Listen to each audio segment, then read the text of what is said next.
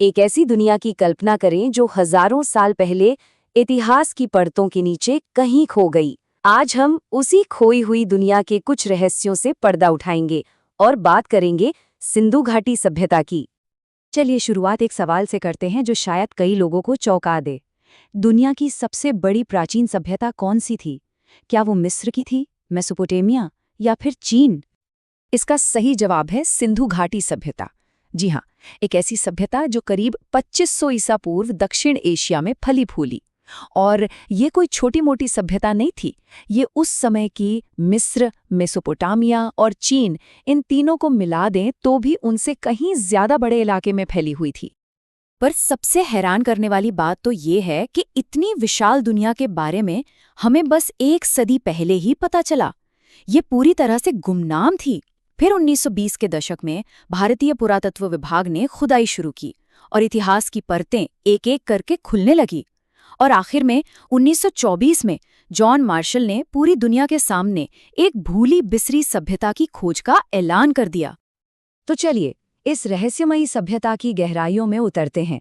इस सफर में हम देखेंगे कि ये सभ्यता क्या थी, इनकी शहर बनाने की प्लानिंग कितनी जबरदस्त थी, वहाँ के लोगों का जीवन और व्यापार कैसा था, उनका समाज और उनकी आस्था कैसी थी, और आखिर में उस सबसे बड़े सवाल का जवाब खोजने की कोशिश करेंगे कि इसका अंत कैसे हुआ।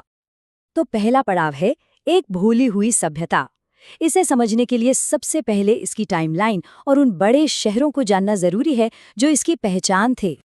इस सभ्यता का सफर, जो 2000 साल से भी ज्यादा लंबा था, मोटे तौर पर 3 हिस्सों में बटा हुआ है।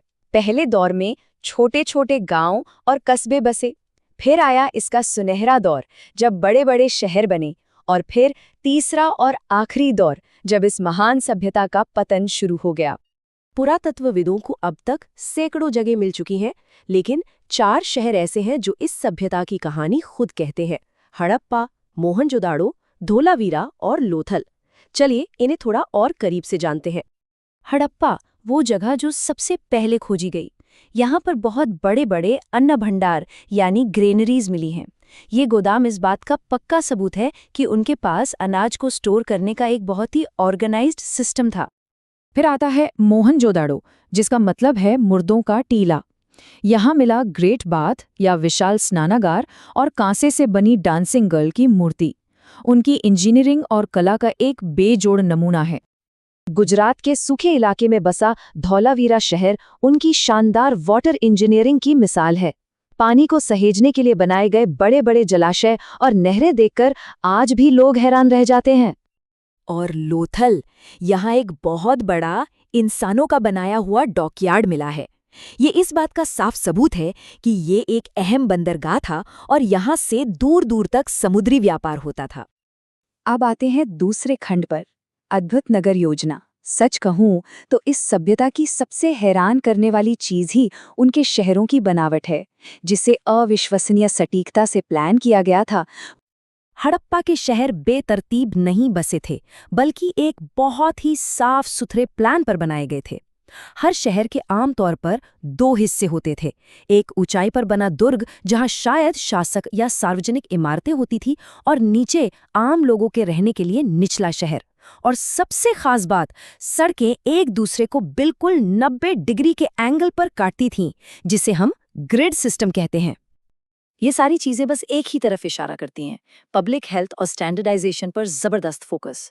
ये सोच उस जमाने में किसी और सभ्यता में देखने को नहीं मिलती। जरा सोचिए, एडवांस ड्रेनेज सिस्टम, एक ही साइज की पक्की ईंटों का इस्तेमाल और लगभग हर घर में अपना बाथरूम और आंगन। और हम बात कर रहे हैं आज से 4500 साल पहले की। कमाल है ना? हमारा तीसरा खंड है जीवन और व्यापार। तो अब सवाल ये उठता है कि इतनी एडवांस्ड शहरों में रहने वाले लोगों की असल जिंदगी कैसी थी? देखिए, उनकी अर्थव्यवस्था की नींव खेती और पशुपालन पर टिकी थी। वो गेहूं, जौ, सरसों जैसी फसलें उगाते थे। और हाँ, एक दिलचस्प बात यह है कि दुनिया में सबसे पहले कपास की खेती करने वाले भी यही लोग थे। वो मवेशी, भैंस, भेड़, बकरियां पालते थे, और उनकी मुहरों पर बैल की तस्वीरें बताती हैं कि बैल उनके लिए एक बहुत जरूरी जानवर था। लेकिन जो चीज उनकी अर्थव्यवस्था को असल में ताकत देती थी, वो था व्यापार। व्यापार ने ही उन्हें दुनिया के दूसरे हिस्सों से जोड़ा। जो हजारों की तादाद में मोहरें मिली हैं, एक जैसी लिपि मिली है और हर जगह एक ही तरह के वजन और माप के बाट मिले हैं, वो सब चीख चीख कर कहते हैं कि व्यापार उनके लिए कितना ज्यादा अहम था। उन्होंने एक बहुत ही बढ़िया सिस्टम बनाया था। वो सिक्कों का इस्तेमाल नहीं करते थे, बल्कि चीजों का आदान प्रदान करते थे, जिसे बार्टर सिस्टम कहते हैं।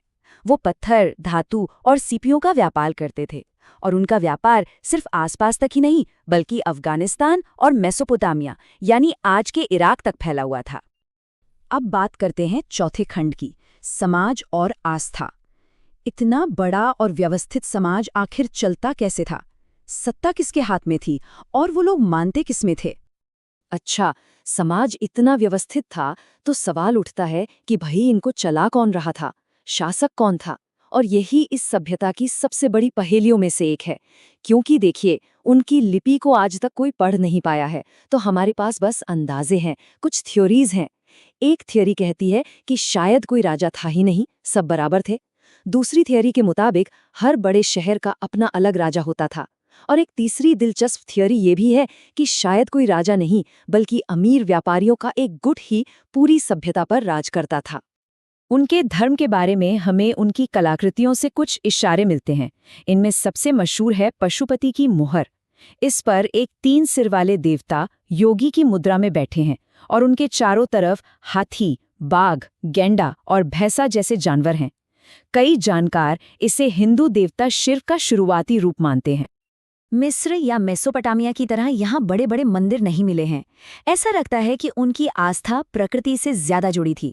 वो मातृ देवी की पूजा करते थे, जो शायद उर्वरता का प्रतीक थी। साथ ही वो पेड़ों और जानवरों की भी पूजा करते थे। और हाँ, ताबीज़ का इस्तेमाल बहुत आम था, जो शायद बुरी नज़र से बचने के लिए पहना जाता था। और अब हम आ गए हैं अपने आखिरी और 5वें खंड पर, अनसुलझा रहस्य, पतन। तो सबसे बड़ा और अहम सवाल ये है, अगर ये सभ्यता इतनी महान और उन्नत थी, तो फिर ये खत्म कैसे हो गई? लगभग 1800 ईसा पूर्व के आसपास ये महान सभ्यता धीरे धीरे खत्म होने लगी। पर क्यों? इस पर आज भी बहस होती है। एक थ्योरी है कि बाहरी हमलावरों ने इनके शहरों को तबाह कर दिया, लेकिन अब ज्यादातर विशेषज्ञ ये मानते हैं कि इसकी वजह प्राकृतिक थी। हो सकता है मौसम में कोई बड़ा बदलाव आया हो, कोई भयंकर भूकंप आया हो, या फिर जिन नदियों के किनारे ये बसे थे उन्होंने अपना रास्ता बदल लिया हो। ये शहर तो जरूर वीरान हो गए, लेकिन हड़प्पा संस्कृति की कई बातें, कई रीतियां हमें बाद के भारतीय समाजों में भी दिखाई देती हैं। और यहीं पर एक आखिरी और बहुत ही दिलचस्प सवाल उठता है, क्या ये वाकई एक महान सभ्यता का अंत था या फिर सिर्फ एक बदलाव?